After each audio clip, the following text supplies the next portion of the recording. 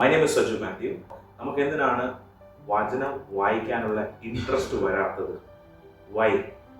ഇല്ലെങ്കിൽ വചനം വായിക്കുമ്പോൾ പെട്ടെന്ന് തന്നെ തീർക്കണമെന്നുള്ള ഒരു ആഗ്രഹം. ഇല്ലെങ്കിൽ while we are reading the Bible, we always want to finish that very fast, and at the same time നമുക്ക് ഉറക്കം വരും, ഇല്ലെങ്കിൽ our ഇൻട്രസ്റ്റ് വരുന്നില്ല, ഇല്ലെങ്കിൽ ആ തീഷ്ണത വരുന്നില്ല.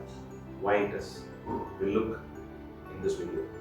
പൊതുവെ വചനം വായിക്കാൻ നമുക്ക് ഇൻട്രസ്റ്റ് വരാത്തതിൻ്റെ കാരണം എന്ന് വെച്ചാൽ നമുക്ക് അതിനോടൊരു താല്പര്യം, നമുക്ക് ആഗ്രഹമുണ്ട്, പക്ഷെ അത് നമുക്ക് ചെയ്യണമെന്നൊരു പ്രാക്ടിക്കൽ ആപ്ലിക്കേഷനിൽ നമുക്ക് വരാൻ പറ്റുന്നില്ല. നമ്മൾ വിചാരിക്കും വളരെ കാഷ്വലായിട്ട്, ഇന്ന് ബൈബിൾ വായിച്ചില്ല, ഒരു വലിയ സംഭവമല്ല, നാളെ നമ്മൾ ബൈബിൾ വായിക്കുന്നില്ല, വലിയ സംഭവമല്ല. അങ്ങനെ ഓരോ ദിവസം ഇങ്ങനെ പോയിക്കൊണ്ടിരിക്കുന്നു. പക്ഷെ വാട്ട് ഈസ് ഹാപ്പനിങ്? എന്താണ് നടക്കുന്നത്?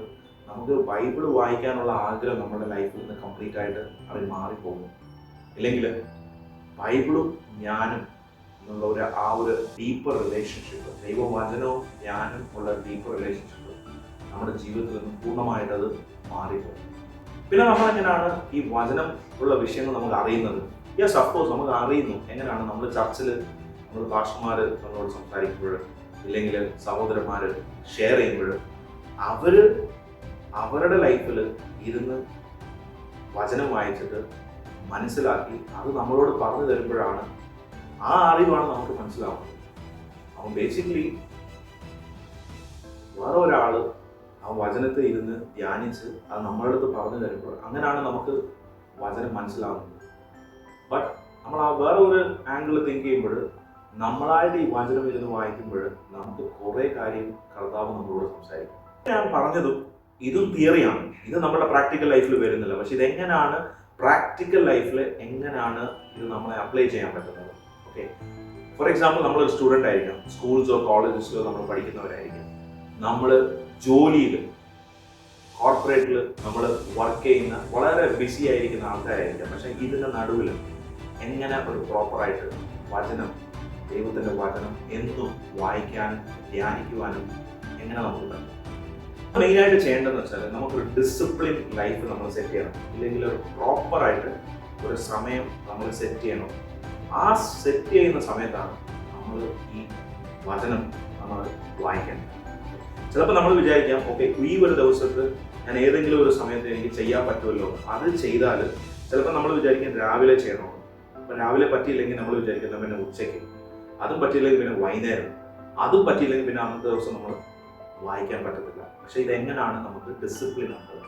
എക്സാമ്പിൾ, ഇപ്പോൾ നമ്മളെല്ലാവരും രാവിലെ ഉറങ്ങി എണീറ്റ് വരുന്ന സമയമായിരിക്കും.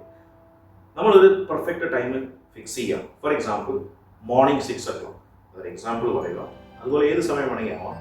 മോർണിംഗ് 6 to 6:10 ഇല്ലെങ്കിൽ 6:15 വരെ വചനം വായിക്കാൻ ഒരാഴ്ച സെറ്റ് ചെയ്യാം. ബിക്കോസ് ഇത് ദൈവത്തിൻ്റെ വചനമാണ്.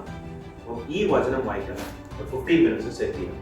ഇങ്ങനെ ഫസ്റ്റ് ഡേ സെറ്റ് ചെയ്യുമ്പോൾ നമുക്ക് ഏതാണോ ഇൻട്രസ്റ്റ് ഉള്ള subject, for example new testament ആയിരിക്കാം, ചിലപ്പോൾ ഓൾഡ് ടെസ്റ്റ്മെന്റ് ആയിരിക്കാം, അത് ഒരാഴ്ച ഫസ്റ്റ് ഡേ വായിക്കാം. ഒരു നോട്ട് ബുക്കിൽ എഴുതി വയ്ക്കും ദൈവം എന്താണ് നമ്മളോട് സംസാരിച്ചത്.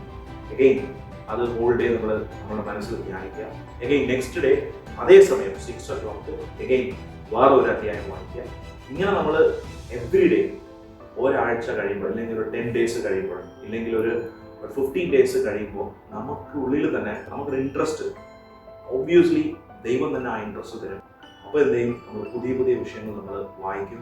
അത് വായിക്കുമ്പോൾ ദൈവം നമ്മളോട് സംസാരിക്കുമ്പോൾ നമുക്ക് റിയലായിട്ട് വചനത്തോടുള്ള ഒരു ഡീപ്പായിട്ടുള്ള ഒരു കമ്മിറ്റ്മെൻറ്റും ഒരു സ്നേഹവും വരും.